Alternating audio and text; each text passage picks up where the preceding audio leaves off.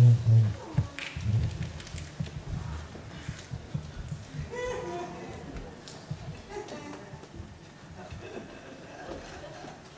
fact that they did not follow us at once into the house, as anyone else would have done, seems to me to show that they have some sense of shame left. They have been eating muffins. That looks like repentance. They don't seem to notice us at all. Couldn't you cough? But I haven't got a cough. They're looking. What effrontery! They're approaching. It's very forward of them. Let us preserve a dignified silence. Certainly. It is the only thing to do now.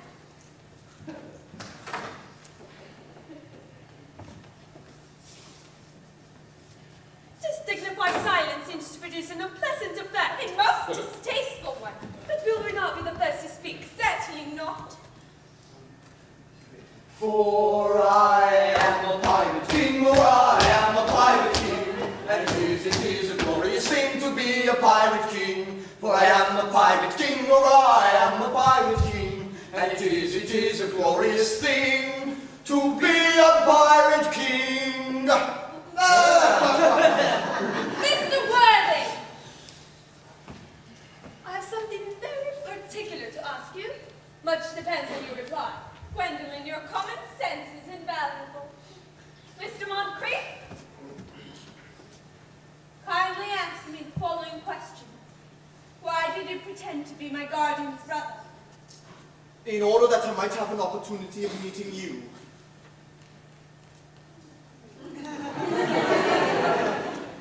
That certainly seems a satisfactory explanation, does it not? Yes, dear, if you can believe him. I don't. But that does not affect the wonderful beauty of his answer. True, in matters of grave importance, style, not sincerity, is the vital thing.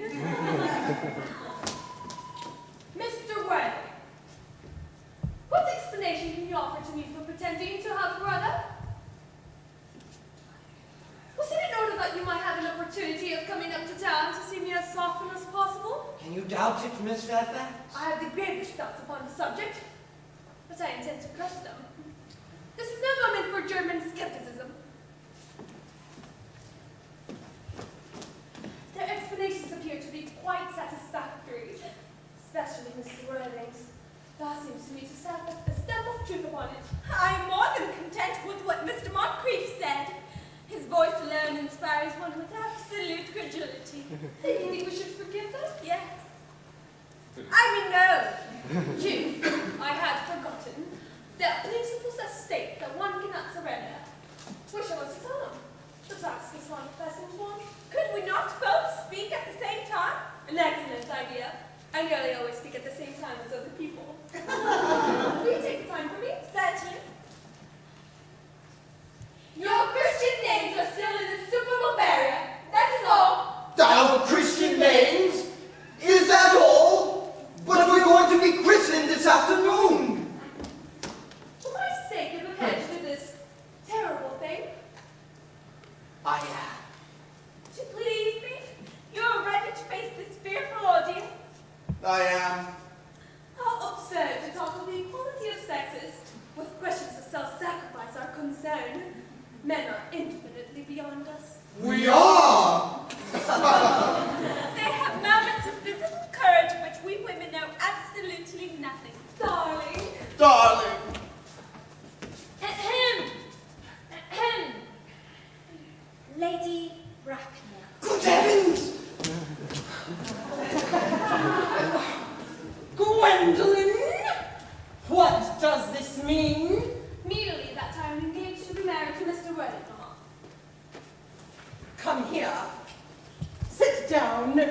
Sit down immediately.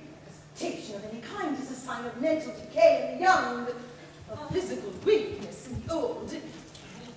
Apprised, sir, of my daughter's sudden flight by her trusty maid, whose confidence I purchased by means of a small coin.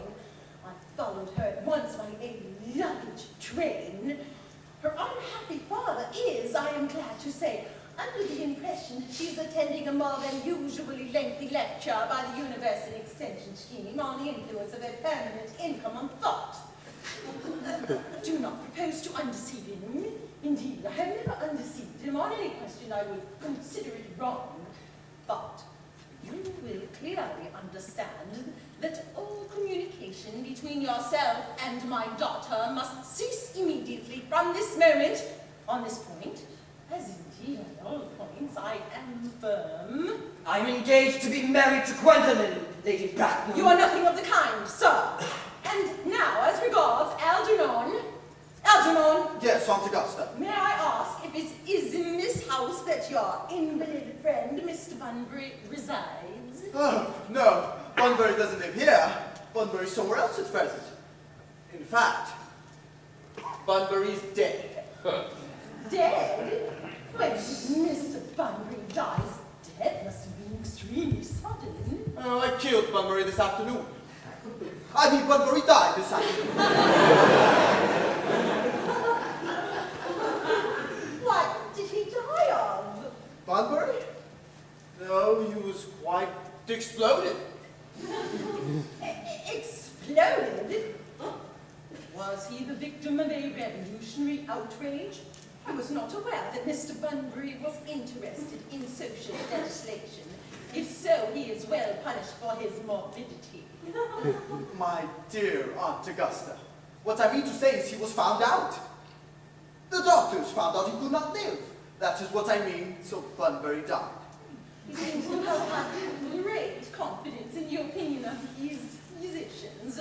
I am glad, however, that he made up his mind at the last to some definite course of action and acted under proper medical advice. And now that we've got rid of this Mr. Bunbury, may I ask, Mr. Worthing, who is that young person whose hand my nephew Algernon is now holding in what seems to me a peculiarly unnecessary manner? That lady is Miss Cecily Cordew, my ward. I am engaged to be married to Cecily, Aunt Augusta. I beg your pardon? Mr. Moncrief and I are engaged to be married. I do not know whether there is anything peculiarly exciting in the air of this particular part of Hampshire, but the number of engagements that go on seems to me considerably above the proper average that statistics have laid down for our guidance. I think some preliminary inquiry on my part would not be out of place. Mr. Worthing, is Miss Cardew at all connected with any of the larger railway stations in London? I merely desire information. Until yesterday, I had no idea there were any families or persons whose origin was a terminus. Miss Cecily Cordew is the granddaughter of the late Mr. Thomas Cordew of 149 Belgrave Square, SW, Gervais Park, Dorking, Surrey, and the Sporran, Fifeshire, NB. Well, that sounds not unsatisfactory. 3 addresses always inspire confidence, even in tradesmen. But what proof have I of their authenticity? I have carefully preserved the court guides of the period. They are open to your inspection, Lady Bracknell. I have no strange errors in that publication. Miss Cordew's family solicitors are Messieurs Mockbee, and Mockbee. Markby and Markby, a firm of the very highest position in their profession. Indeed, I have been told that one of the Mr. Markbys is occasionally to be seen at dinner parties. So far, I am satisfied. I have also in my possession, you will be pleased to hear, certificates of Miss Cordew's birth, baptism, whooping cough, registration, vaccination, confirmation, and the measles. Both the German and English Ryan. Oh, a life crowded with incident, I see. Though perhaps somewhat too exciting for a young girl. I am not myself in favor of premature experiences. Gwendolyn, the time approaches for our departure. We have not a moment to lose. As a matter of form, Mr. Worthing, I had better ask you if Miss Cardew has any little fortune. Oh, about £130,000 in fun. That is all. Goodbye, Lady Bracknell. So pleased to have seen you. A moment, Mr. Worthing. £130,000, and in the funds. Dear Miss Cardew seems to me a most attractive young lady nowadays. Few girls of the present day have any really solid qualities, any of the qualities that last and improve with time. We live, I regret to say, in an age of surpluses. Come over here, dear.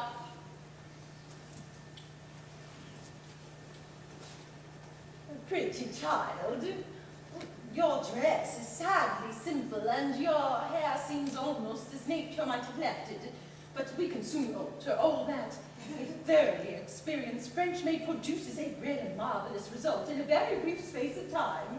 I remember recommending one to young Lady Lansing, and after 3 months her own husband did not know her. And after 6 months, nobody knew her. Kindly turn round, sweet child. No, the side view is what I want. Yes, quite as I expected. There are distinct social possibilities in your profile. The two weak points in our age are its want of principle and its want of profile. The chin a little higher, dear. Style largely depends on the way the chin is worn. They are worn very high just at present. Algernon. Yes, Aunt Augusta. There are distinct social possibilities in Miss Cardew's profile. Cecily's the sweetest, dearest, prettiest girl in the whole world. I don't give tuppence about social possibilities. Never speak disrespectfully of society, Algernon. Only people who can't get into it do that. Dear child, of course you know Algernon has nothing but his death to depend upon. But I do not approve of mercenary marriages. When I married Lord Bracknell, I had no fortune of any kind, but I never dreamed of allowing that to stand in my way. Well, I suppose I must give my consent. Thank you, Aunt Augusta. Cecily, you may kiss me. Thank you, Lady Bracknell. Oh, you may also address me as Aunt Augusta for the future. Thank you, Aunt Augusta. The marriage, I think, had better take place quite soon. Thank you, Aunt Augusta.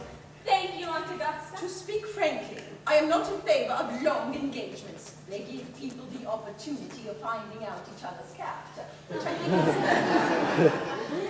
is never advised. Now, I beg your pardon for interrupting you, Lady Bracknell. But this engagement is quite out of the question. I am Miss Cardew's guardian, and she cannot marry without my consent until she comes of age. That consent I absolutely decline to give. Upon what grounds, may I ask? Algernon is an extremely, I may almost say, ostentatiously eligible young man. He has nothing, but he looks everything. It pains me very much to have to speak frankly to you, Lady Bracknell, about your nephew. But the fact is, I do not approve at all of his moral character. I suspect him of being untruthful. Untruthful? My nephew, Algernon? Impossible! He is an Oxonian! I fear there can be no doubt about the matter. This afternoon, during my temporary absence in London on an important engagement of romance, he obtained admission to my house under the false pretense of being my brother. Under an assumed name, he drank, I've just been informed by my butler, an entire pint bottle of my Pierre Jouet Brut, 89, a wine I was specially reserving for myself. Continuing his disgraceful deception, he succeeded in the course of the afternoon in alienating the only affections of my only ward, and subsequently staked a tea and devoured every single muffin. And what made his conduct all the more heartless is that he was perfectly well aware from the first that I have no brother, that I never had a brother, and I certainly don't intend to have a brother, not even of any kind. I distinctly told him so myself yesterday afternoon. Mr. Worthing, after careful consideration, I have decided entirely to overlook my nephew's conduct to you. How very generous of you, Lady Bracknell. My own decision, however, is unalterable. I decline to give my consent. Come here, sweet child.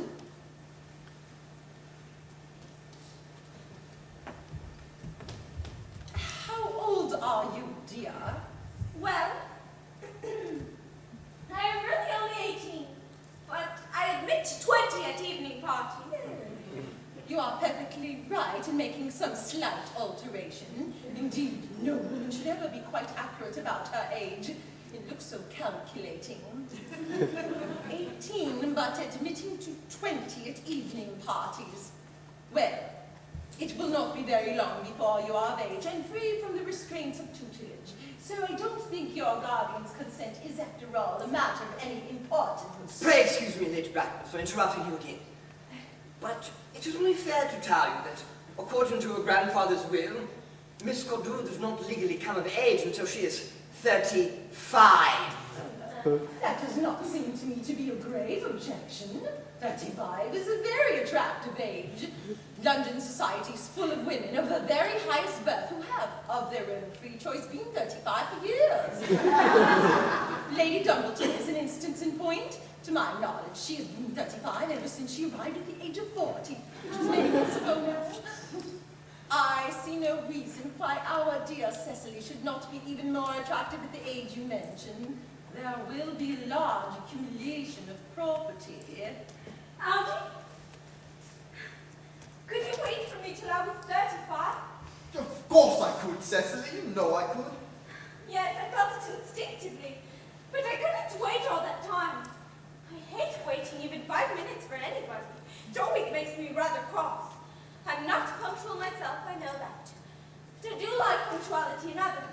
And waiting, even to be married, is quite out of the question. And what shall be done, Cecily? I don't know, Mr. Moncrief. My dear Mr. Worthing, as Miss Cardew states positively that she cannot wait till she is 35, a remark which I'm bound to say seems to me to show a somewhat impatient nature, I would beg of you to reconsider your decision. But, Lady Bracknell, the decision is entirely in your hands. The moment you consent my marriage with Gwendolen, I will most gladly allow your nephew to form an alliance with my ward. You must be quite aware that what you propose is out of the question. Then a passionate celibacy is all any of us can look forward to. That is not the destiny I propose for Gwendolen. Algernon, of course, can choose for himself. Come, dear, we have already missed 5, if not 6 trains. To miss any more might expose us to comment on the platform. Everything is quite ready for the christenings. The christenings, sir, is that not somewhat premature? Both these gentlemen have expressed an immediate desire for immediate baptism. At their age? Well, the idea is grotesque and irreligious. Algernon, I forbid you to be baptized. I will not hear such excesses. Lord Bracknell would be highly displeased if he learned that that was the way in which you wasted your time and money. Am I to understand then that there are to be no christenings at all this afternoon? I don't think that. As things are now, I think it would be of much practical value, Dr. Chasson. I am grieved to hear such sentiments from you, Mr. Worthing. They savor of the heretical views of the Anabaptists, views that I have completely refuted in 4 of my unpublished sermons. However, as your present mood seems to be one peculiarly secular, I will return to the church at once. Indeed, I have just been informed by the pew opener that for the last hour and a half, Miss Prism has been waiting for me in the vestry. Miss Prism? Did I hear you mention a Miss Prism? Yes, Lady Bracknell, I am on my way to join her. Pray, allow me to detain you for a moment. This matter may prove to be of vital importance to Lord Bracknell and myself. Is this Miss Prism a female of repellent aspect remotely connected with education? She is the most cultivated of ladies and the very picture of respectability. It is obviously the same person. May I ask what position she holds in your household? I am a celibate, madam. Miss Prism, Lady Bracknell, has been Miss Cordew's valued companion and esteemed governess. In spite of what I hear of her, I must see her at once. But let her be sent for. She approaches. She is nigh.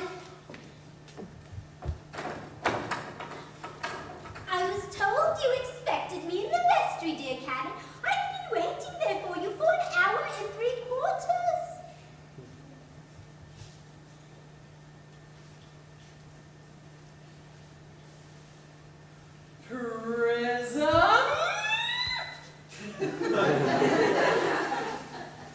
Come here, Prism.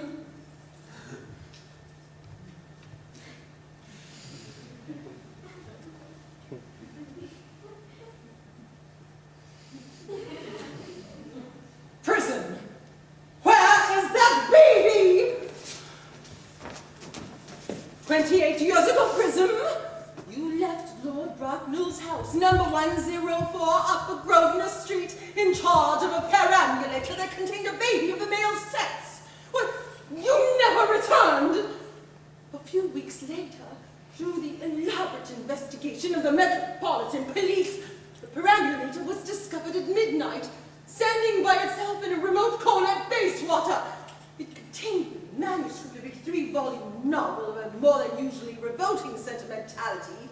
But the baby was not there. Prism, where is that baby?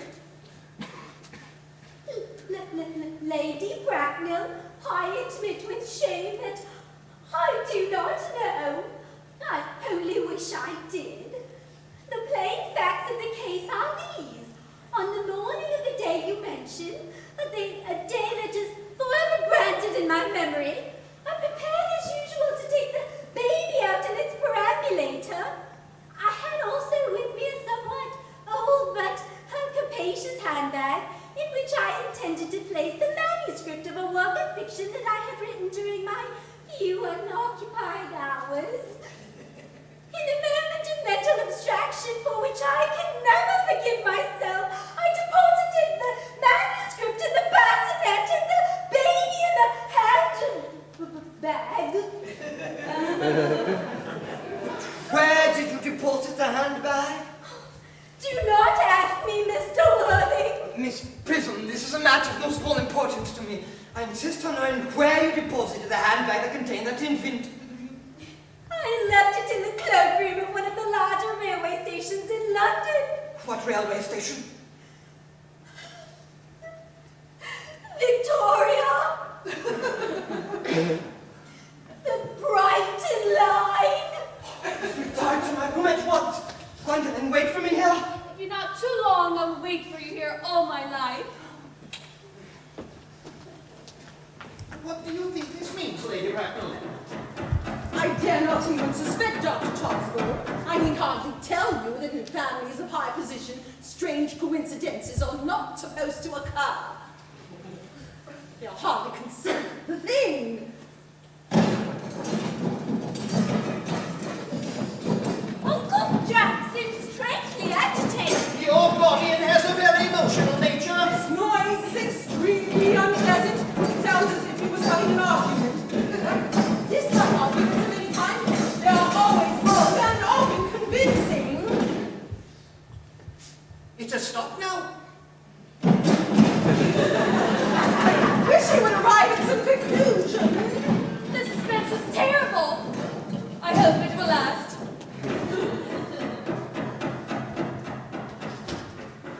Is this the handbag, Miss Prism? Examine it carefully before you speak. The happiness of more than one life depends on your answer. It seems to be mine. Yes, here's the injury it received in the second of the Gower Street omnibus in younger and happier days.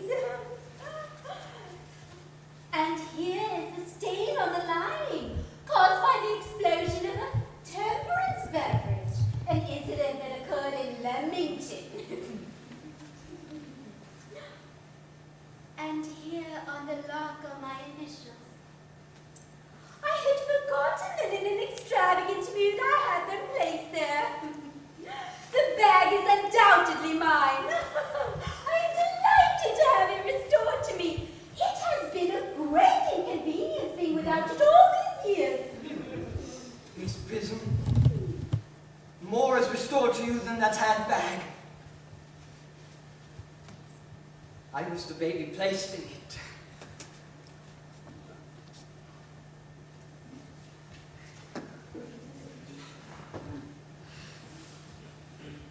You? Yes. Mother!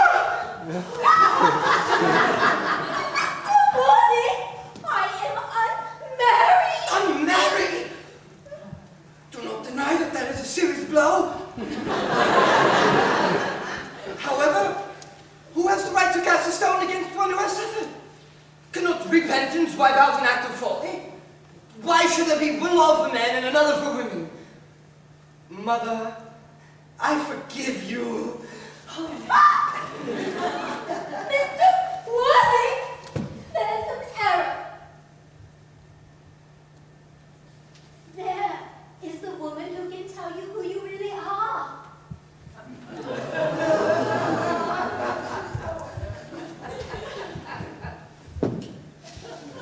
Lady Bracknell, I hate to seem inquisitive, but would you kindly inform me of who I am? I am afraid that the news I have to give you will not altogether please you. You are the son of my poor sister, Mrs. Moncrief, and consequently Algernon's elder brother.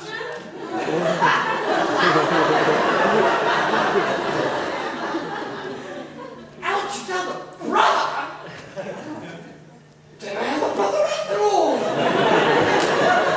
I always said I had a brother. Certainly, how could you doubt that I had a brother? Look, the chasuble, my unfortunate brother. It's Prism, my unfortunate brother. My unfortunate brother. You young scoundrel, Algy. You'll have to behave to me with more respect in the future.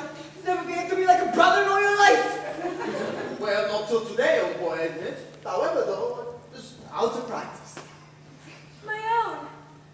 But what own are you? What is your Christian name now that you have become someone else? Good heavens, I'd quite forgotten that point. The subject on my name is irrevocable, I suppose. I never change, except in my affections. What a noble nature you have, Gwendolen. Then the thing had better be cleared up at once. Aunt Augusta. At the time when I was found in a handbag, had I been christened already? Every luxury that money could buy, including christening, had been lavished on you by your fond and doting parents. Then I was christened. That is settled. Now, what name was I given? Let me know the rest. Well, being the elder son, you were naturally christened after your father. Yes, what was my father's Christian name? I cannot recall at the present moment what the general's Christian name was, but I had no doubt he had one. He was eccentric, I admit, but only in later years, and that was the result of the Indian climate, and the marriage, and indigestion, and other things of that kind. Algy, can't you recollect what our father's Christian name was? My dear boy, we were never even on speaking terms. He died before I was a year old. His name would appear in the army list of the period, I suppose, Aunt Augusta? The general was essentially a man of peace, except in his domestic life. I have no doubt his name would appear in any military directory. The army list for the last 40 years, I hear. These delightful records should have been my constant study.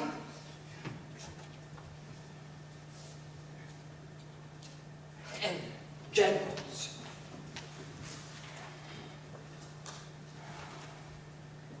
Maxley, Medley. What ghastly names they have. Mopey, Mixby, Morris. Moncrief. Lieutenant, 1840. Captain. Colonel, Lieutenant Colonel. General, 1869. Christian names. Earnest. John. Gwendolen. I always told you my name was Earnest, didn't I? It is Earnest after all. I mean, it naturally is Earnest. Yes, I remember that the general was called Earnest. I knew I had some particular reason for disliking the name. Ernest, my own Ernest. I felt from the first that you could have no other name. Dear Gwendolen, it is a terrible thing for a man to find out suddenly that all his life he had been speaking nothing but the truth. Can you forgive me? I can, for I feel that you're sure to change. My own one?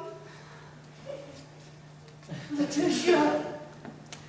Frederick Earnest! Cecily. At last. Gwendolyn. At last. My nephew, you seem to be displaying signs of triviality. On the contrary, Aunt Augusta, I've now realized for the first time in my life the vital importance of being earnest.